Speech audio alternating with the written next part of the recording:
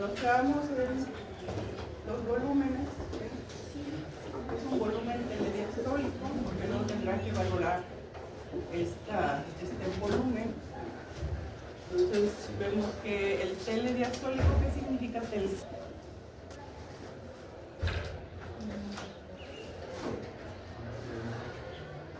¿Se acuerdan que ubicamos lo que es una diástole y una sístole? Entonces dice que es el volumen telediastólico. ¿No será anterior a algo? Tele es al final de la diástole. Entonces, ¿cuánto dijimos que le podía caber al corazón al final de la diástole? 120, 130. Entonces, ese sería el volumen, ¿sí? Que al final, cuando se llenó el ventrículo, son 120, 130 mililitros. Ese sería el volumen telediastólico. ¿Sí? Y luego, ¿cuánto es, antes de lo que es gasto cardíaco, cuánto se eyecta por cada latido? ¿Sí? Una vez que viene la eyección, por cada ventrículo, vamos a tener un volumen latido que dice que es el 60%, ¿sí? De fracción de eyección. A ver, saquen el 60% de lo que sería 120 o 130, que a lo mejor esta lo puse mal. Entonces, ¿cuánto daría el volumen latido? Saquen ustedes el 60%, hagan una regla de 3 o quiten el porcentaje y lo multiplican, ¿vale? Entonces, promedio decimos que son 70 mililitros, ¿ya? Que por cada latido se tiene que eyectar, ¿sí? Y lo hace cada ventrículo, es el volumen latido. Este volumen latido, le digo, está relacionado con esta fracción de destrucción que es el 60%. ¿Y cuál sería el volumen telesistólico? Lo que resta después de la sístole. Cuando hay una eyección, porque aquí la sístole ya fue una contracción de tipo isotónica, ¿no? Y pudo eyectar la sangre. El corazón nunca se queda sin sangre. Entonces, ¿cuál sería ese volumen telesistólico? 50 mililitros. Son 50 mililitros. ¿No? Cuando tenemos una eyección bastante, con una contracción enérgica, incluso el corazón se puede quedar con 10 o 20 mililitros, pero lo que normalmente se deja son 50 mililitros. ¿Y qué es el gasto cardíaco? Aquí nos dice que es el volumen que se inyecta por minuto, ¿sí? ¿Y cómo lo vamos a obtener? Con la multiplicación de la frecuencia cardíaca por el volumen sistólico. Exacto. Entonces tenemos volumen latido, ya sabemos cuánto, por la frecuencia cardíaca, ¿sí? Entonces los multiplico y eso me da el gasto cardíaco. En promedio decimos que son 5 litros, ¿sí? Si yo no lo conozco, más o menos si no tengo la frecuencia, ¿verdad? Pero digo que son 5 litros por minuto lo que se eyecta. Ya si tengo la frecuencia, pues entonces ya lo puedo identificar y, por ejemplo, en el caso de 75 por minuto, pues me da 5.250 mililitros, ¿sí? Que sería el gasto cardíaco. Este nos va a servir para cuando tengamos que identificar lo que es la presión arterial, porque la presión arterial es gasto cardíaco por las distintas periféricas. Entonces, esto nos ayuda. Esta curva aquí nos identifica estos volúmenes, que vienen aquí. Aquí dice que la válvula mitral se abre. ¿Vale? Ahí dice, ¿la válvula mitral se abre o la de abajo? Ok, la válvula mitral se abre y esto permite en el ciclo cardíaco que se empiece a llenar el ventrículo. Recuerden que llegaba la sangre a las aurículas con diferentes de presión, entonces abre las válvulas auriculoventriculares para que empiecen a llenarse como un llenado pasivo. ¿Sí? Que va a ir aumentando. ¿Con cuánto dijimos que era el llenado pasivo? El 80%. Y luego ya venía el activo, ¿verdad? Entonces aquí va llenándose el ventrículo hasta que llegábamos a los 120 mililitros, que es cuando se hace, a ver, aquí qué dice, La válvula mitral se cierra. Entonces aquí la válvula mitral se cierra, eso significa que ya se llenó y que va a empezar a aumentar la presión sobre las paredes de los vasos y eso hace que las válvulas hacia arriba se cierren y sigue cerrada las semilunares. Eso significa que va a empezar con una contracción isométrica, ¿sí? Que no hay un acortamiento del músculo, pero sí empieza a haber una presión de la sangre sobre las paredes de los ventrículos y esto genera una contracción isométrica que cuando sobrepasa la presión de las válvulas semilunares, pues entonces empiezan a abrirse estas válvulas y sigue aumentando la presión de la sangre hacia los ventrículos hasta que sucede entre 120 y 130 y sucede la eyección. Para luego cerrar otra vez a las válvulas semilunares y volver a iniciar eso. Entonces, esto es lo que nos da estos volúmenes.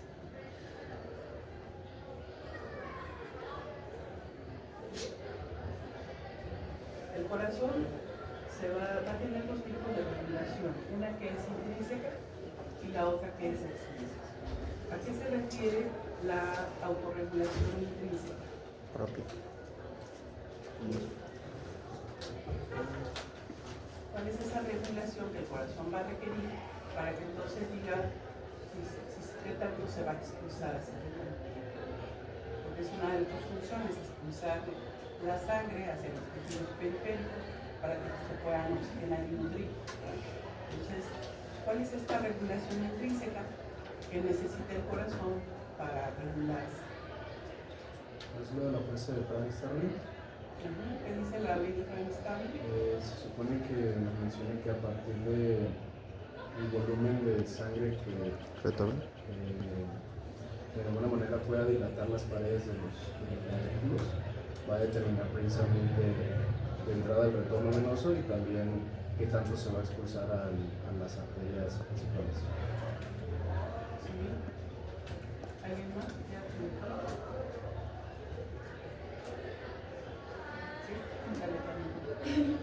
Que nos mencionaba que cuanto más se distiende el músculo cardíaco en el llenado, mayor va a ser la fuerza de contracción y mayor es la cantidad que bombea de sangre hacia la aorta. Entonces, tiene mucho que ver efectivamente con la sangre que viene de retorno venoso, que es la cantidad de sangre que finalmente va a ingresar a partir de la aurícula derecha. ¿Sí?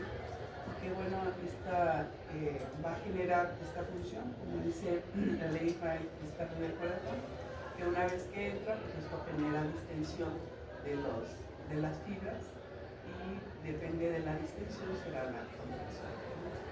Es que inversamente es proporcional también. Mayor distensión, mayor fuerza. Entonces esto va a distender la pared auricular y va a aumentar también el bombeo, porque se acuerdan que ahí en la pared auricular teníamos el nodo sinoauricular, que es el marcapaso del corazón. Entonces si empezamos también a distender, esto también por presión también activa y genera una estimulación directa, pues en el nodo sinoauricular, entonces también puede aumentar el bombeo. Y efectivamente aquí está lo que dice Frank Starling, dice que es una relación entre el estado inicial de estiramiento de la fibra, que es la longitud, y la fuerza que se desarrolla en la contracción. Ese retorno venoso, una vez que llega y vacía la sangre sobre la aurícula derecha, ahí se llama recarga. ¿Sí? Es lo que le está llegando al corazón y será la cantidad que empieza a distender. Eso se llama recarga. ¿Qué será la poscarga? De retorno venoso igual, recarga, nada más ya la precarga es dentro del corazón, que es la poscarga. Ahí dice que puede estar bien, con base a este bombeo que tendría que desarrollar en relación al estiramiento, bueno, menciona que es la poscarga. Es la poscarga. Tiene que ver ya con la contracción, ¿no? La expulsión de la sangre a través de la aorta. Entonces la poscarga es la fuerza con la que tiene que luchar, ¿sí?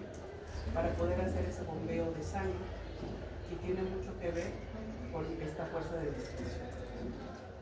Se tiene que desarrollar de forma a la par para que entonces pueda generar la contracción suficiente y enérgica para poder hacer el bombeo. Entonces, por eso tenemos lo que es recarga, el retorno venoso, que se genera a partir de la diástole, porque es cuando se llena, y la poscarga es la que genera mucho de la presión arterial, porque es la inyección de la sangre por el golpeteo sobre los vasos sanguíneos. ¿Y cuál será? Entonces queda claro esto de la ¿sí? Va a depender mucho del volumen que le llega para favorecer si hay una mayor aumento de la frecuencia o del inotropismo, ¿sí? Para poder hacer expulsión de la sangre. ¿Qué otro? Hay otra forma de, que sería nuestra regulación intrínseca. ¿Cuál sería la regulación extrínseca? A base de receptores.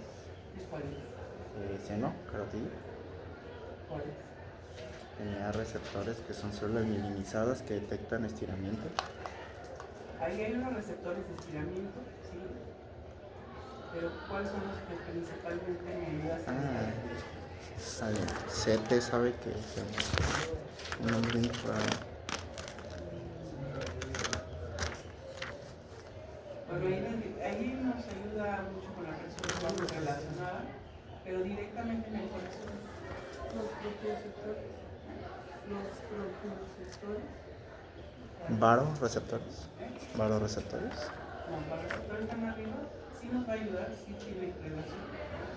Pero hay otro sistema que nos va a hacer directamente sobre el corazón.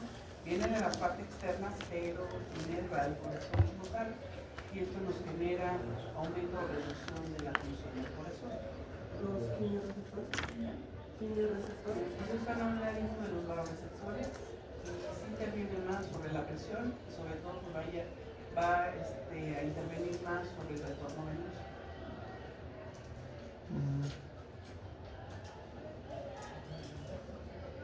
¿Cuál es el mecanismo extrínseco con el que el corazón se va a regular? El beta 1. Hola, Hola. ¿me permite pasar con usted? Permiso.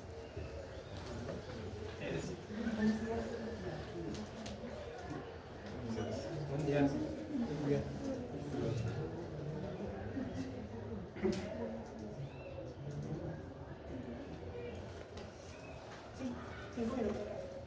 Bueno, hola compañeros, somos de quinto semestre. Nos dejaron hacer un proyecto de investigación y estamos haciendo, pues aplicando encuestas. Este proyecto más que nada es de calidad del sueño, una comparación entre estudiantes de teórico básico con teórico clínico. Lo que buscamos pues más que nada es ver si desarrollan habilidades o estrategias para mejorar la calidad del sueño y más que nada manejar su tiempo. Y la encuesta dura solamente 5 minutos, es anónima y pues si pueden por favor, aquí está el QR.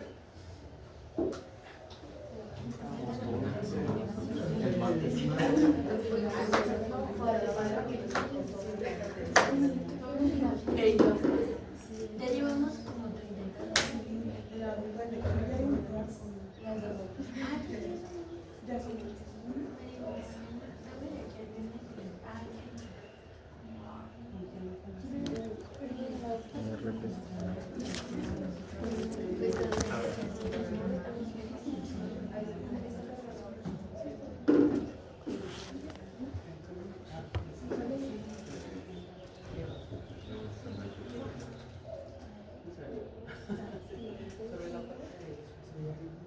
¿Todos alcanzaron a escanear el código? Gracias. Con permiso. Muchas gracias. Muchas gracias.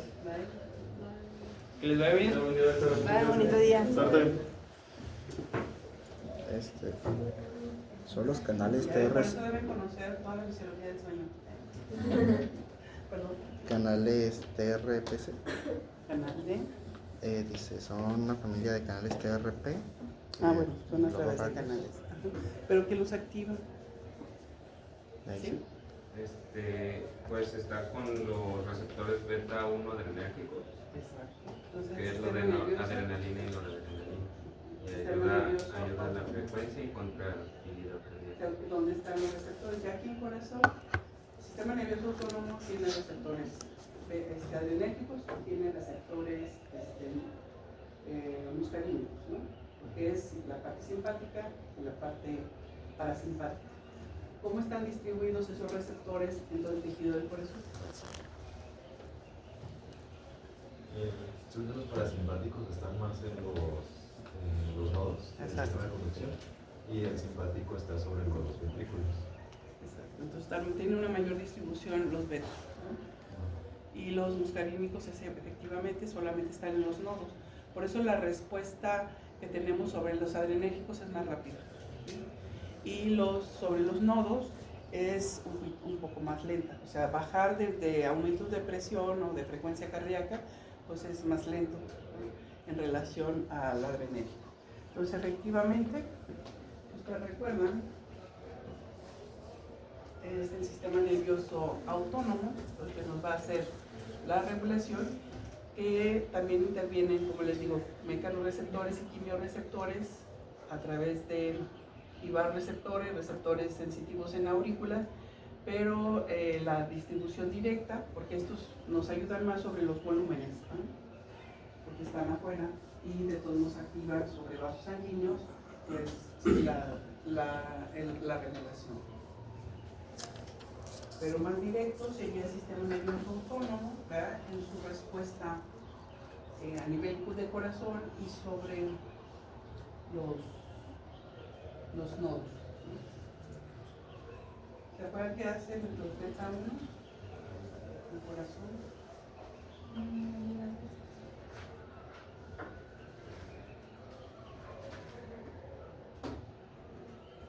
¿Qué hacen los beta 1? Pues median los efectos sobre la frecuencia cardíaca. ¿Qué más? La fuerza de contracción. ¿Se acuerdan que era inotropismo, cronotropismo, palmotropismo, lusotropismo,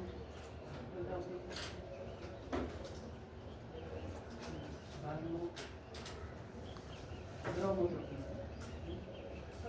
Entonces nos aumenta toda la tasa cardíaca, ¿verdad?, a través de receptores beta 1. Y los muscarínicos, ¿cuáles son los que están aquí en corazón? ¿Cuántos muscarínicos recuerdan?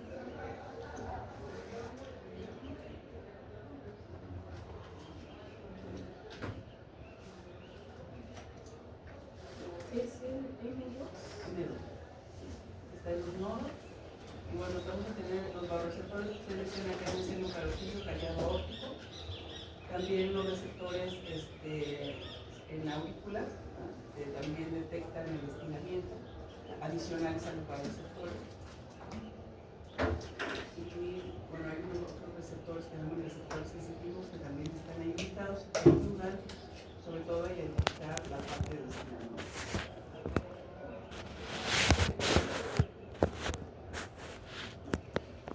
Bueno, aquí hay un principio que se llama principio de Fick, donde nos dice que a la velocidad en que se consume el oxígeno es proporcional al flujo sanguíneo por la velocidad con la que los eritrocitos captan el oxígeno, que lo vamos a ver en pulmonar, ¿sí?, cuando vemos cómo que se satura, ¿no?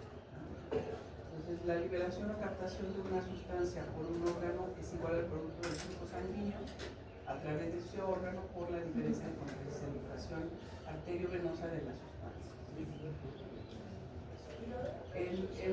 Cuando vemos presión arterial vamos a ver la función de los quimioreceptores y los de estiramiento, ¿sí? Ahí. El principio de Fick, tenemos que a partir de las dos circulaciones pues hace una distribución y la suma de ellos nos da la parte del flujo sanguíneo y utilización del oxígeno. El gasto cardíaco de los ciclos internos son iguales, ¿sí?, tanto el que va al pulmón como el que va a la circulación general, y cada uno de los elementos corporales pues tendrá una irrigación a partir del gasto cardíaco y así como va entrando, pues también va saliendo. Aquí llegan arterias, aquí regresan venas.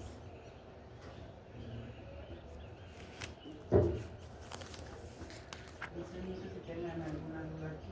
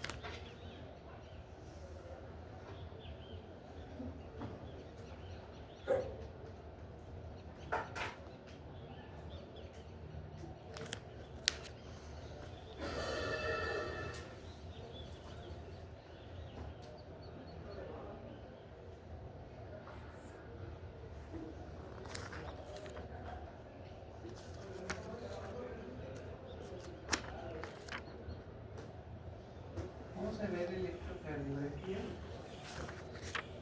y tiene mucha relación con el corazón como bomba, donde bueno, para entender también, pues, bueno, identificamos que la actividad eléctrica cardíaca está determinada por propiedades fundamentales, que es el automatismo, que se puede hacer un produce, y no es el automatismo del corazón.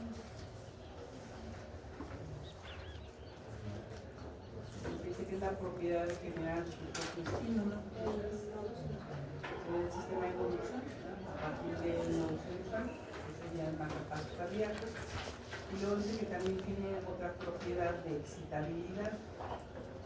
Entonces, esa aquí nos la da esa excitabilidad. Potencial. El potencial, ¿verdad? Que es la propiedad de responder ante la acción de un estímulo. Y que ya saben cuántas fases tiene y cómo funciona, ¿verdad? Entonces, la conductibilidad es la propiedad de transmitir el estímulo a células vecinas. Ya sabemos cuál es la conexión que tiene, ¿verdad?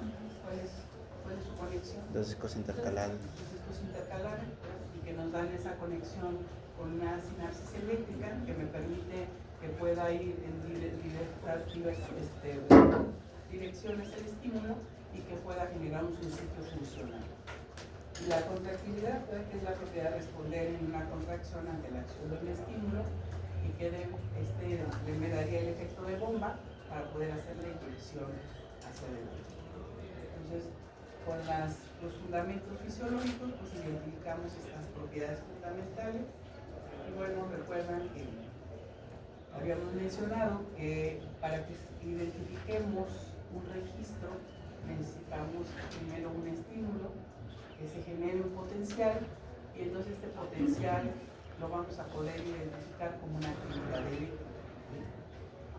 Y que vamos a identificar de qué forma me daba este tipo de patrón. Entonces, esta actividad eléctrica pues inicia en un marcapaso, ya lo mencionamos, ¿verdad? El nodo central. Y luego ya vamos a ver que si este no funciona, pues habrá otros que empiecen a tomar el mando. La auricular. Entonces, estas células especiales localizadas en la aurícula se llaman células marcapaso y están ubicadas en el nodo sinovial. Se propaga a partir de ahí a cada una de las células. Ya vimos cómo se va dando esa despolarización sobre las aurículas y luego sobre los ventrículos, ¿no? Entonces,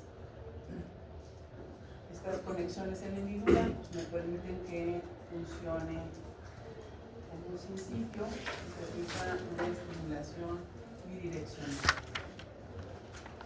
Aquí incluso ven cómo aquí estoy eliminando la parte de la expresión y luego vamos vamos a identificar 3 vectores que ya ustedes ahorita ya los van a deben conocer, me van a platicar de estos 3 vectores que hacen que se genere una despolarización a partir de los vectores. ¿Sí? Pues hay un vector auricular, hay 3 vectores, auricular 1, ventricular 3. Y que esto me va dando, según la despolarización, se despolarizan las auricas, la onda P. Esperamos a que termine en el nodo sinoauricular despolarizar todo lo que es la aurícula y luego viene lo que es el QRS, que a partir de ahí pasa las de His hacia las fibras de Purkinje y favorece la despolarización para el QRS, que sería la despolarización ventricular. Y luego pasamos a lo que es la repolarización ventricular, que sería el reposo de la diástole. Y la onda 1, dijimos que era la onda 1. Ah, sí. Pues tenía teorías diferentes, que era o la repolarización de las fibras de Purkinje o la más acertada, la de los músculos capilares. En los dos, no se ponen de acuerdo, hay quien favorece más la parte de que sean los músculos capilares, pero quien puede asegurar que son las fibras de Purkinje, que finalmente digo, pues ahí está cerca, ¿no?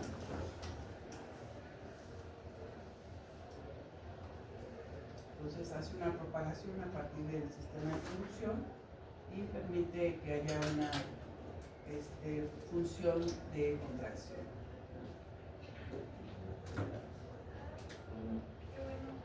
¿Dónde va a estar situado el nodo auricular? El nodo sinusal está en la pared superlateral de la aurícula derecha, debajo de la desembocadura, donde ven las venas cavas, y ocupa una porción de 3 por 15. Es importante que ustedes cuando vean ahí en clínica, para que luego se acuerden, cuando pasan soluciones y si no las calientan, también sí hay una activación sobre esta que vamos a ver sobre reflejos. La conexión con la fibra muscular de la aurícula la realizan en forma se hace de forma directa, lo cual facilita propagación sobre el potencial. Nos recordamos el sistema de conducción, ¿verdad? Está el nodo sinusal, sus vías internodales, la anterior, la media y la posterior, donde la anterior pues, me da una rama hacia la aurícula derecha y otra hacia la izquierda. Aquí está el nodo sinusal, aurículo ventricular, perdón, y este es el haz de His, con su rama izquierda, su rama derecha, su rama anterior y su rama posterior. Y las fibras de Purkinje, que son las que están pues ya conectadas en el músculo estriado. Igual aquí lo podemos ver, miren, aquí vemos los músculos papilares y las cuerdas tendinosas. Bien, aquí el nodo auriculo ventricular también se le llama de Clay-Flack o nodo sinoauricular, porque es quien lo dice. Está también las vías internodales, que ya dijimos que eran Bachmann, Wenckebach y Torel, también está relacionado con los nombres. El nodo auriculo ventricular también se llama de Ascoot-Tawara. Luego vienen las de His y finalmente las fibras de Purkinje. Entonces, así también lo pueden entender. Entonces, recordando, ¿verdad?, que las que son especializadas en contracción, viene el potencial de acción, miren aquí cómo empieza a hacer la despolarización auricular y bueno, está más relacionado el potencial de acción rápida en relación al ventrículo, porque la fuerza es mayor y se queda como sobre encima de lo que sería la función ventricular. ¿Sí recuerdan las fases, verdad? Ya nos las mencionamos, lo de su respuesta lenta, donde no tenemos la fase 1 ni 2, pero sí hay 0, 3 y 4, dijimos que era esta, que es el de la respuesta lenta, la respuesta del potencial de excitabilidad, de autoexcitabilidad. Bueno, entonces la contracción cardíaca siempre va precedida de una actividad electroquímica. Primero viene el potencial, se abren los canales, hay cambios de polaridad y a partir de ahí se genera una estimulación eléctrica. Y a partir de ahí se generaría una onda si yo la quiero registrar. ¿Sí? Y luego, inmediatamente, tendría un evento mecánico. ¿Sí? Pero es como la secuencia. Entonces ya se produce en cada una de las células. Estas células ustedes la ven aquí. ¿Qué estado celular tiene? Pues estable, ¿cómo se dice? Está en Reposo. Está en reposo, ¿verdad? Porque tengo electronegatividad al interior y tengo electropositividad. Entonces, voy a necesitar que se produzca una despolarización. Entonces, la célula siempre debe estimularse en un punto y a partir de ahí pongo recambios de permeabilidad y empieza a propagarse sobre la membrana. Entonces, tenemos aquí el estímulo, ¿verdad? Aquí es una célula de reposo, viene el estímulo, empieza a haber cambio de polaridad y esto me está diciendo que estoy haciendo una actividad eléctrica que se va propagando por toda la superficie y luego lo voy a cambiar a la otra célula. ¿Qué significa que tenga un potencial de acción con dipolo? Dos polaridades. No sé.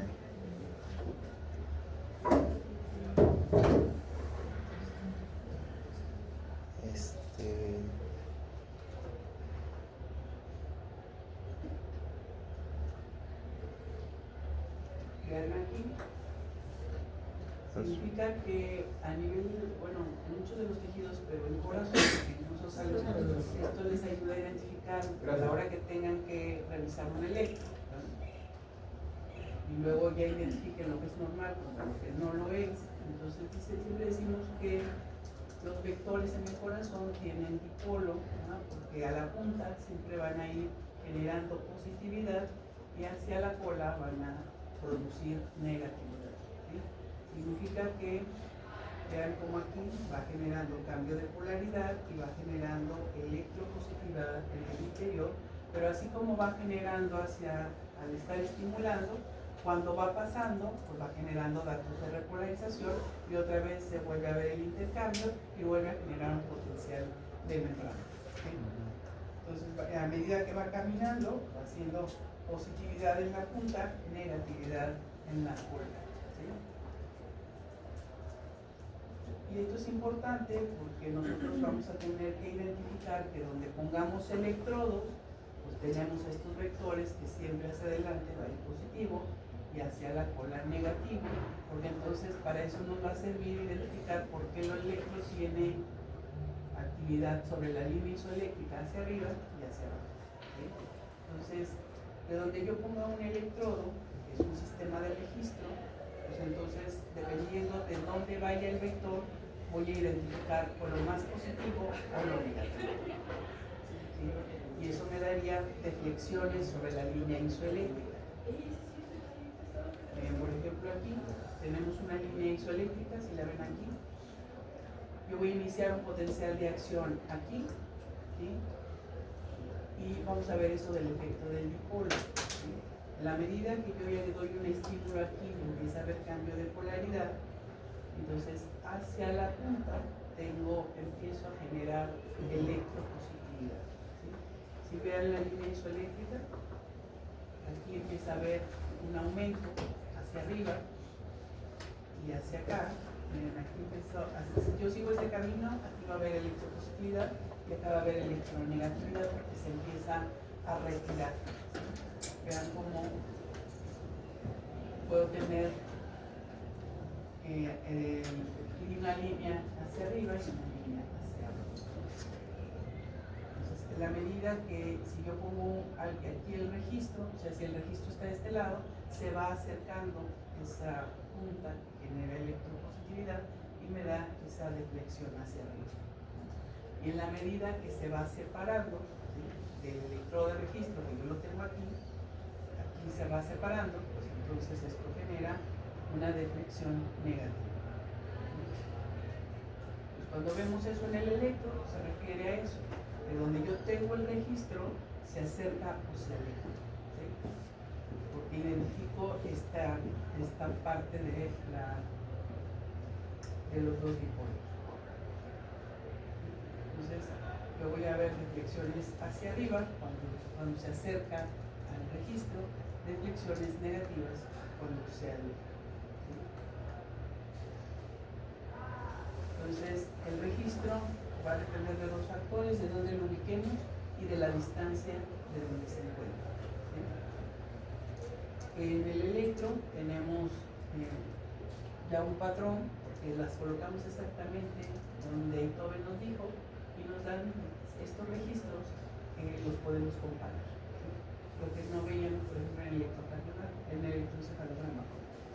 Entonces, bueno, nada más vean, aquí está la célula en reposo, aquí estamos estimulando, el electrodo de registro está aquí. Esto me hace que se acerque a la medida que se va despolarizando y me genere una deflexión hacia arriba. Si yo el electrodo de registro lo pongo aquí, genero el mismo estímulo, pues entonces va hacia adelante, pero el registro lo tengo aquí, me está identificando la cola del vector. Entonces se va alejando y me da una deflexión negativa. ¿Sí? Si yo lo pongo arriba, donde pasa, entonces puedo identificar una parte que se acerca, pero como está arriba hay otra parte que se aleja. Entonces me da deflexiones isodifásicas, o sea, la mitad hacia arriba y la mitad hacia abajo. ¿Sí?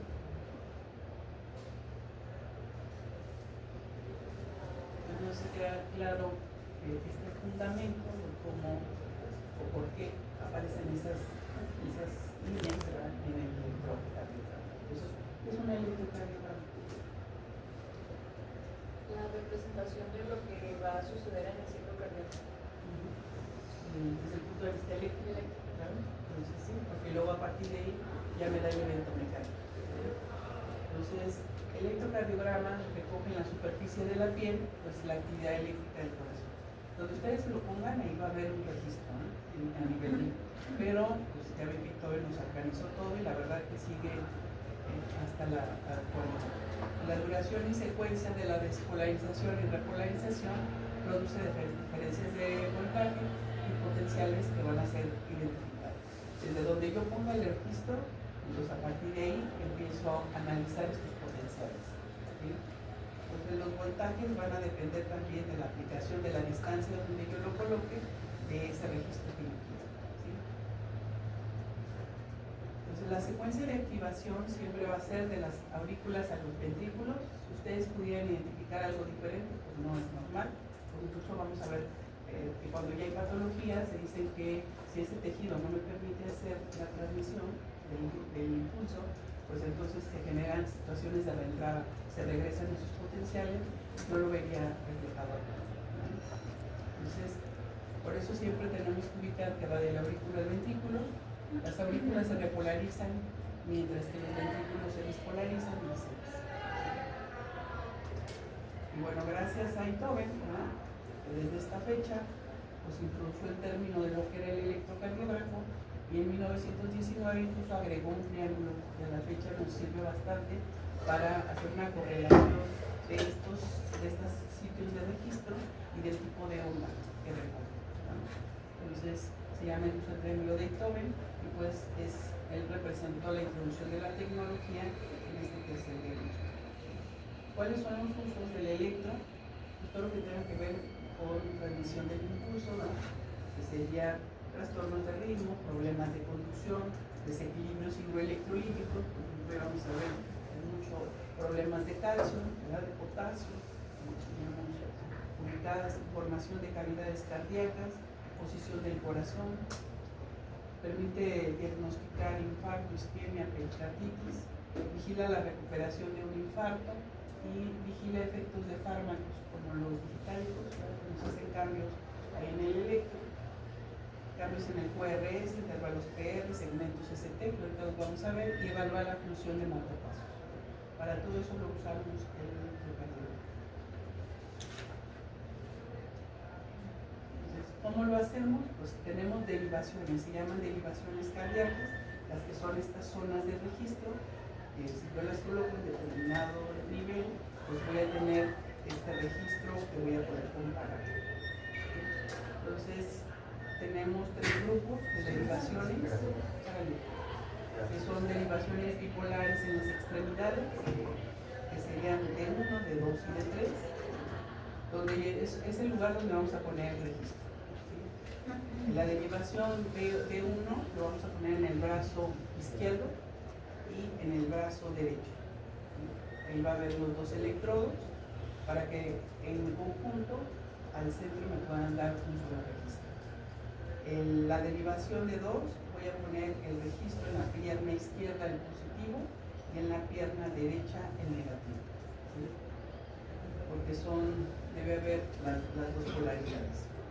Derivación de 3, voy pierna izquierda positivo, brazo derecho izquierdo, negativo.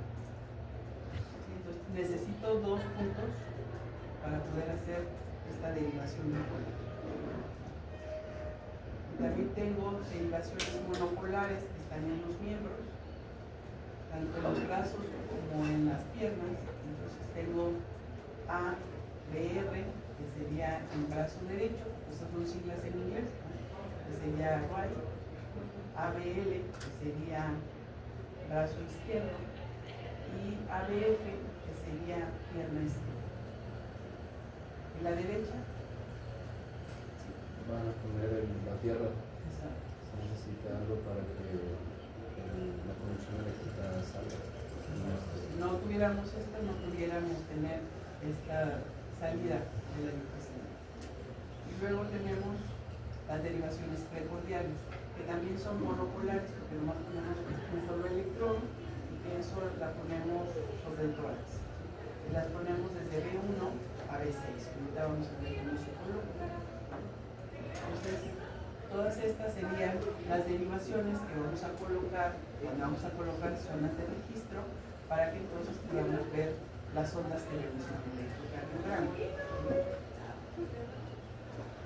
Estas se llaman, que son de plano frontal, tanto las derivaciones bipolares en extremidades como monopolares en los miembros, porque nos ayudan a ver como toda la parte alrededor del corazón, la parte superior e inferior, y las que son del plano horizontal pues son las precordiales, que nos permiten ver esa parte del corazón. Incluso esto se nos va a representar en un dibujo, ¿ya? Donde lo rojo pues es la parte, el horizontal del corazón, y lo rojo comentamos que es la parte frontal del corazón. Entonces me daría, vean, aquí está el corazón, vería todos los lados del superior e inferior del corazón, y aquí veríamos la parte horizontal del corazón. Entonces miren, aquí está el triángulo de Itowen, donde nos correlacionan pues, todas estas derivaciones. Y vemos que aquí vean D1 en el brazo derecho, lo vamos a poner aquí. Estamos poniendo un electrodo negativo y en el brazo izquierdo un electrodo positivo. Me hace una mediación y eso genera que yo pueda, el D1 me va a ver esta parte del corazón, esta parte frontal superior del corazón. Aquí es donde el D1 va a ver. El D2 ya está el brazo izquierdo negativo, pierna derecha positivo. Este sería D2, veríamos esta parte del corazón, derecha del corazón. Esta es el D3, donde mi mano derecha, izquierda, tengo la parte negativa y en la parte izquierda de la pierna tengo la parte positiva. Y veríamos toda la parte izquierda del corazón. La parte superior y la parte inferior.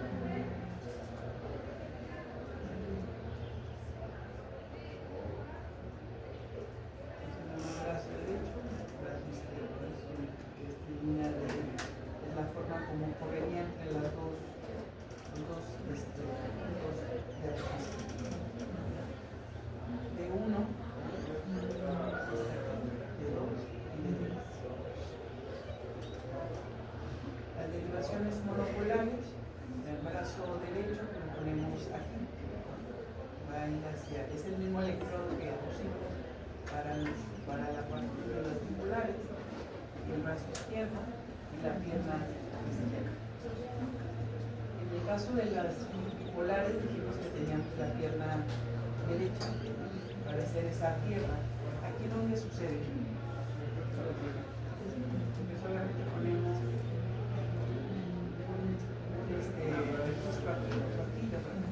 para el monopolar. ¿Dónde tendríamos esa pierna? Bueno, no sé. No, man. Primera vez que me traigo gorra y está sudando, güey.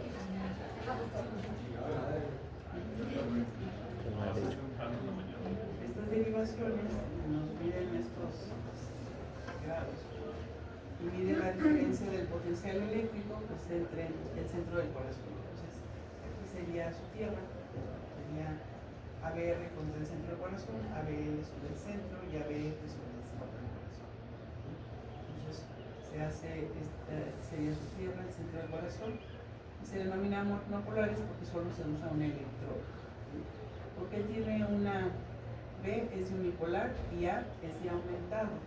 Porque si no le pusiera ese aumento, pero esto va en el aparato, no pudiéramos identificar bien las zonas porque las identificaba muy pequeño. Entonces le puso A, que tuvo que ser aumentado.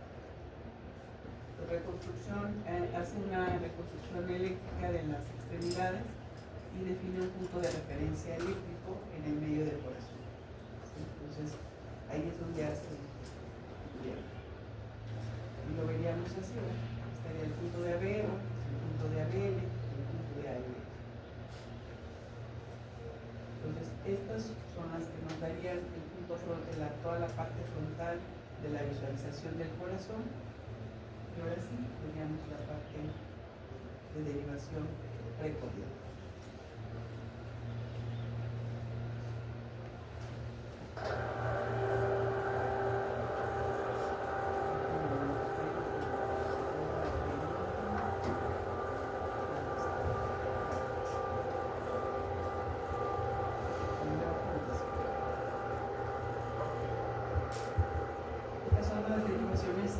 Precordiales, que cuando las ponemos aquí entre las costillas, pues sería lo que hay.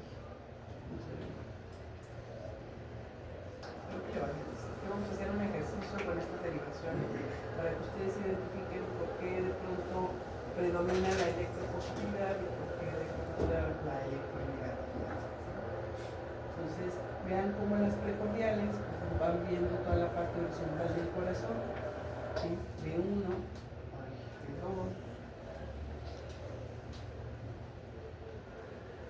de 3, de 4, de 5, de 6. Estas son las que dan la parte horizontal derecha, la parte media y la parte izquierda. ¿Cómo vamos a preparar al paciente? Se los digo porque luego cuando llegan al hospital ustedes ellos asumen que ustedes ya saben todo esto. Entonces toma un electro y deben saber que si no le avisan al paciente le pueden dar algunos toques. Entonces, ¿qué le van a decir? El paciente debe estar relajado cómodamente en una camilla, que lo van a tener que acomodar. Desde que se descubra, hay que descubrir tórax, piernas y antebrazos.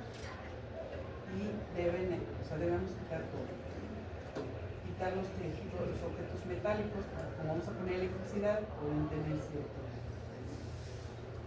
Los tales como relojes, brazaletes, que les avisan si traen algo en la boca o alguna placa, porque hay que avisarles que a lo mejor pueden sentir que no las podemos quitar.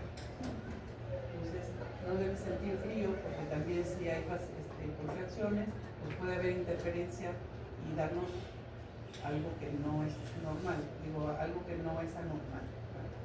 Entonces, hay que mantener las alas pues, con una temperatura adecuada para evitar que se provoquen temblores y se pueda distorsionar el electro. Entonces, también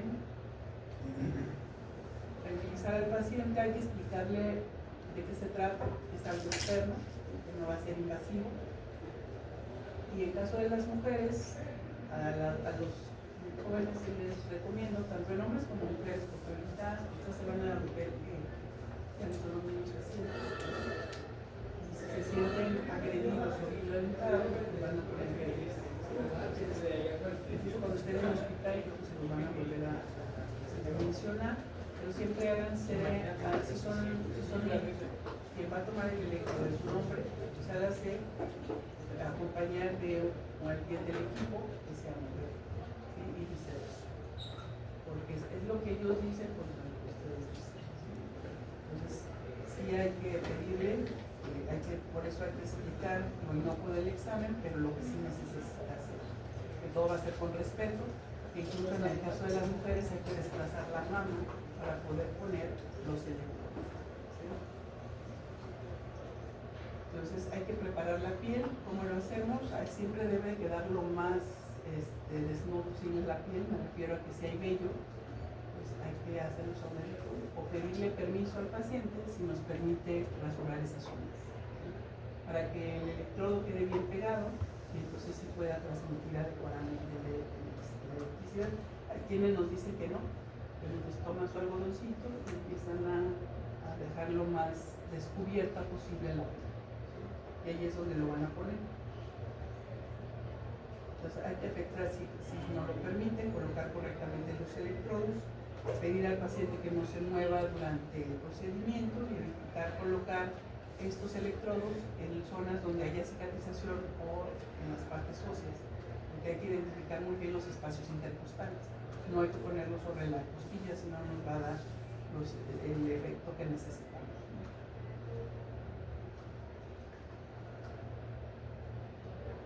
Entonces, ¿cómo lo vamos a poner? De esta forma. Lo que son las partes de las derivaciones frontales, pues, es ponerlo sobre las 4 extremidades, en las partes de la parte anterior de las muñecas, ¿no? En los brazos y en la parte anterior del pie, donde vamos a poner los electrodos. En la parte de las precordiales,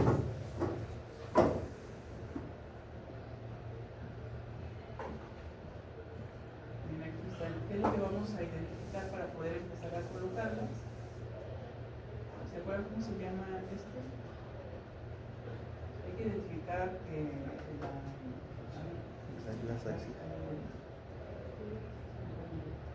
¿cómo se llama este huequito que tenemos aquí del esternón?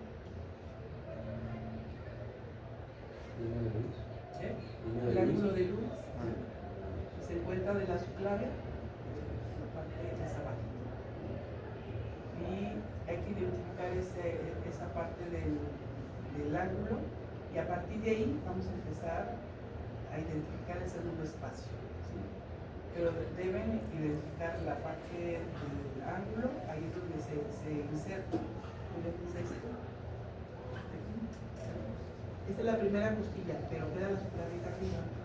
Entonces inmediatamente este sería el primer espacio y luego seguiría el segundo espacio. Por eso identificamos este ángulo para inmediatamente de abajo identificar el segundo espacio, porque hay que colocarlo a partir del segundo espacio. Entonces identificamos, segundo, tercero, cuarto espacio, ¿sí? Nos bajamos al cuarto espacio, la línea paraesternal, que sería la parte izquierda, ahí es donde pondríamos el primer electrodo, ¿no? Nos dice que es cuarto espacio intercostal, borde esternal derecho. Bueno, aquí está el ángulo, este es la primera costilla, el primer espacio, este sería el 2, el 3 y el 4. ¿No? Está el ángulo, está inserta, a partir de aquí identificaríamos el segundo, tercero y cuarto. Entonces vamos a empezar a poner cuarto espacio intercostal, borde esternal derecho, ahí ponemos el primer electrodo, luego cuarto espacio intercostal, borde esternal izquierdo, serían B2. El B3 lo vamos a dejar hasta que coloquemos el B4, porque dice que debe estar equidistante, ¿sí? Entonces primero ponemos el B4, que es el quinto espacio intercostal izquierdo, o sea, bajamos uno en la línea medio clavicular. Indicamos la B4 y ahora sí ponemos B3. B3 debe quedar entre B1 y B4. Pues lo ponemos en el cuarto espacio intercostal, pero entre los dos.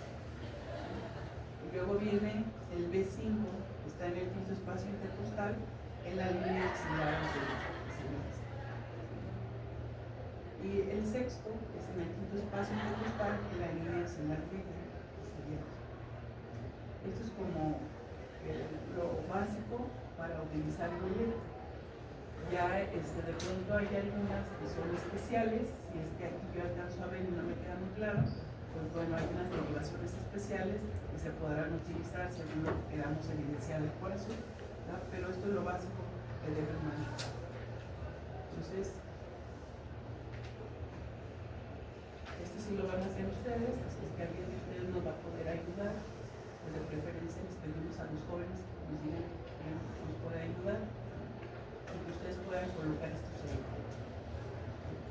Entonces, para que vayan viendo que nos puede ayudar, los muchachos, que voy a hacer ahí, que nos permita tomar el electro y que los demás puedan colocar los electrodos. ¿Sí? Eso hasta que tengamos la clase. Entonces, el electro, ¿se acuerdan que dijimos que se manejaban vectores? Vectores es esa flecha del potencial que se genera en una dirección que dijimos que siempre va hacia la punta del corazón. Entonces, tiene una dirección ese vector y una magnitud tridimensional que es positiva, proporcional al voltaje del potencial, ¿verdad? Entonces, porque van a ser 3 vectores sobre el corazón. ¿Cuáles son esos vectores? ¿Se acuerdan que hasta la aurícula? En la aurícula dijimos que viene un vector que es semicircular a partir del nodo sinusal, donde inicia en la aurícula derecha y luego pasa a la aurícula izquierda. En el ventrículo suceden estos 3 vectores. ¿Qué sucede a partir de las de His? Bueno, aquí pasa a la aurícula ventricular y luego a las de His, y aquí se distribuyen sobre los 2 ventrículos. Entonces el primer vector va siempre de aquí, de izquierda a derecha, es el primer vector, de izquierda a derecha, de arriba hacia abajo y de atrás hacia adelante. Se va hacia adelante.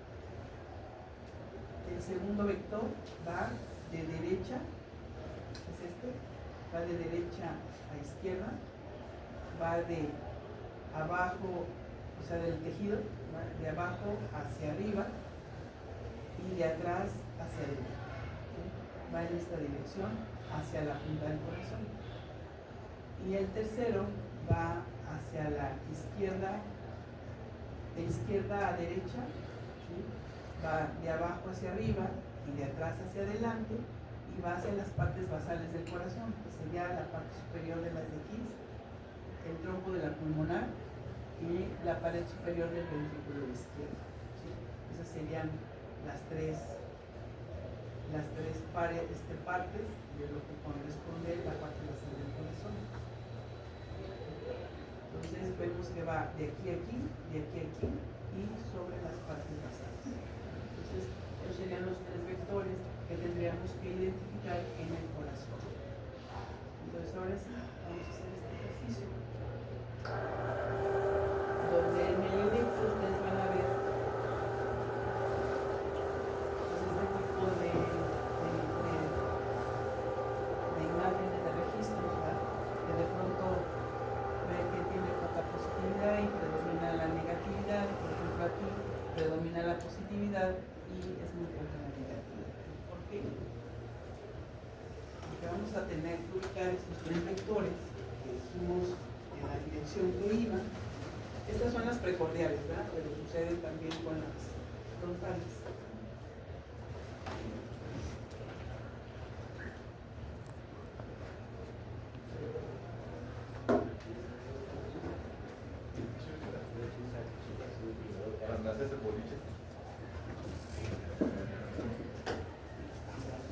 Entonces, vean, ¿se acuerdan? Y este es el electrodo de registro de B1, ¿sí? Y este es B1. Entonces, ¿se acuerdan para dónde iba el primer vector? En el córtex intercostal del nodo derecho. Izquierdo. Bueno, aquí ya está en el se refiere a la dirección a la que va sí. el... ¿Se acuerdan que mencionamos aquí estos 3 vectores?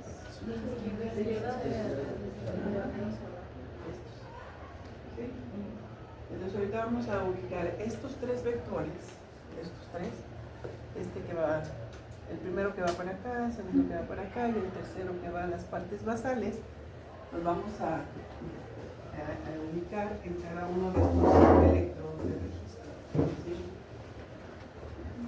Entonces, el primer vector va de dónde a dónde.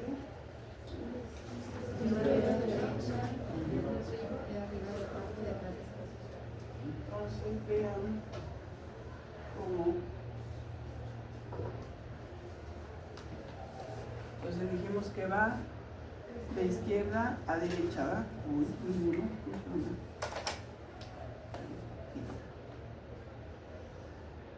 Más o menos esto es lo que lleva. Más arriba. Bueno, voy a tener que utilizar el rojo.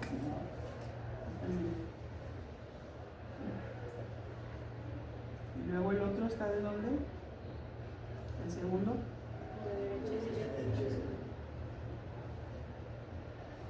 Incluso dice que este es de los más grandes, ¿verdad? Y luego va el tercero, que tiene algo así, ¿no? Entonces vean a B1. ¿Se acerca o se aleja el primer vector? Se acerca, ¿no? El segundo se aleja, ¿no? Incluso lo pasa de aquí y va a acercar, ¿verdad? Y el tercero, ¿por qué hay mayor? ¿Se acerca? Aquí está B1, este se aleja. ¿Sí? Entonces este se acerca, estos dos se alejan. ¿Sí? ¿Por qué tenemos un predominio de electronegatividad? Porque tenemos dos vectores, que incluso el B2 es más fuerte y se aleja. Entonces, por eso tenemos ligera electropositividad y predomina la electronegatividad. Porque se acuerdan que dijimos que era dipolo. Es un vector con una dirección que tiene efecto con dipolo, porque quiere decir que a la cola, ¿sí?, voy a tener electronegatividad, o identifica electronegatividad, y hacia la punta electropositividad. ¿Sí? Entonces, ¿por qué B2? Veamos en B2, el primero se acerca o se aleja. No se acerca. Primero incluso aquí inicia, ¿verdad? Luego se despega un poco. El segundo, que es más fuerte, incluso sí pasa sobre él, aunque finalmente se aleja. Entonces, pues ya esa suma de esas dos partes pues me genera ligera mayor electropositividad que negatividad, porque finalmente sigue predominando lo que se aleja. En B3, esta B3, incluso le pasa muy cerca lo que es el segundo vector, ¿sí?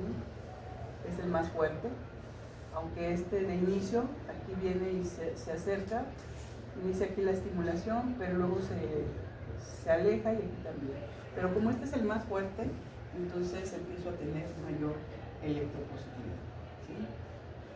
Y en el caso de B4, ¿sí?, aquí tenemos B4, el primero se acerca o se aleja.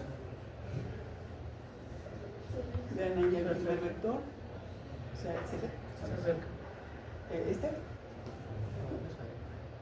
Esta es la punta y estas son las puntas. Entonces el primero se acerca o se aleja de este.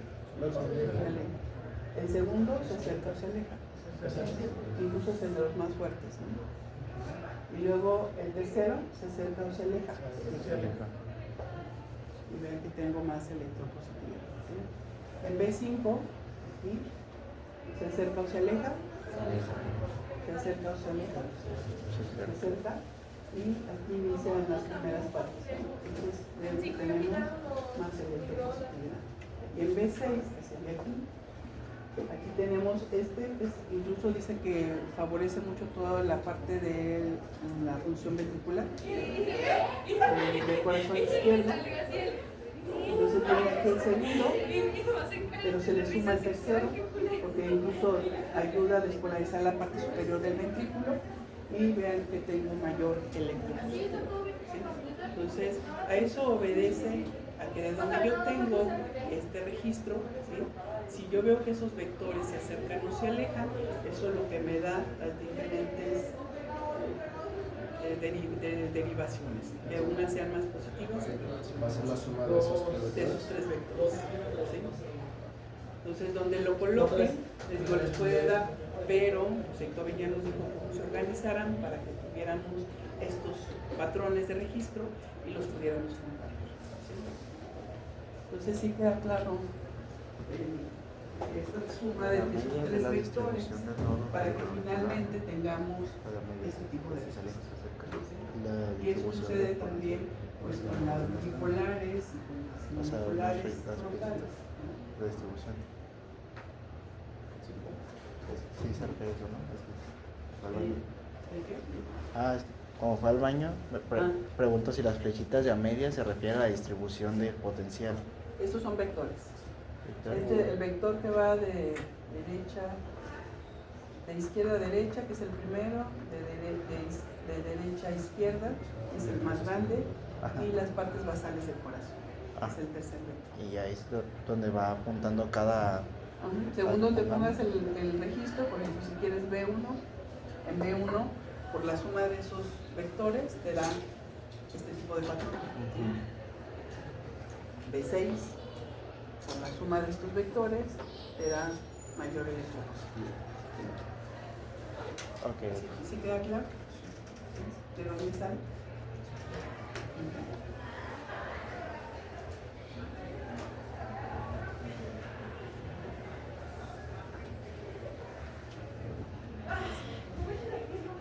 En su evaluación se podría tener un momento. Entonces, al final vamos a tener que identificar lo que ustedes deben saber para hacer una lectura de un electrocardiograma. Ya si eso no se encarga, pues ya será normal y ya lo verán como posibles patologías. Entonces, el electrocardiograma es el que nos va a registrar estos electros. Y ya usted les va a tocar un trabajo. Pero este electrocardiógrafo pues tiene todas estas aditamentos para poder hacer este registro a través de terminales o electrodos conectados en la superficie del cuerpo. Y bueno, requiere un amplificador de la estimulación eléctrica, un galvanómetro, un sistema de inscripción, un sistema de canalización. Que antes se hacía todo manual, todo esto, pero pues ahora ustedes ya ven equipos con este proceso, donde prácticamente ustedes colocan los electrodos, ya saben cómo manejar al paciente y finalmente ustedes lo manipulan y tomen electros y los toman de forma automática, a menos que ustedes lo quieran hacer de forma manual porque requieran de algún tipo de derivación en especial, que habitualmente les pedimos que hagan un electro automático y luego tomen un dedo largo. El dedo nos sirve mucho para identificar frecuencia cardíaca y ejes eléctricos, porque son los que tienen más isodifásicos sus registros. ¿Sí? Y ahí podemos identificar mejores cosas. Entonces, vamos a utilizar equipos como este. Y bueno, cada vez los vemos incluso más pequeños, que son más precisos. El que teníamos era uno como este, pero ya no lo cambiaron, ya está más moderno. Por ahí lo van a ver. Entonces, tenemos también este papel de inscripción.